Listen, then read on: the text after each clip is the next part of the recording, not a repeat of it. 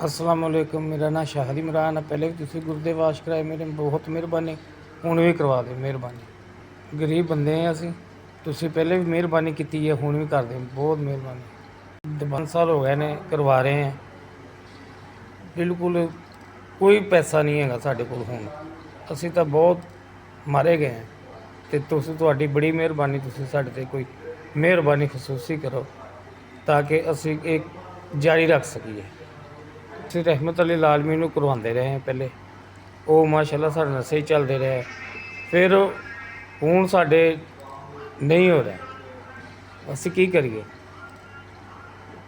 ਰਹਿਮਤ ਅਲੀ ਲਾਲਮੀ ਤਾਂ ਬੰਦ ਹੋ ਗਿਆ ਨਾ।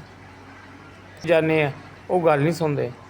ਅਸੀਂ ਕਿੱਥੇ ਜਾਈਏ ਤੇ ਕਿੱਥੇ ਨਾ ਜਾਈਏ। ਤੇ ਕੋਈ ਮਿਹਰਬਾਨੀ ਕਰੋ, ਕਰਵਾਉਂਦੇ ਰਹੀਏ। 4,000 ਰੁਪਏ ਮੈਨੂੰ ਮਿਲ ਗਿਆ, ਬੜੀ ਮਿਹਰਬਾਨੀ।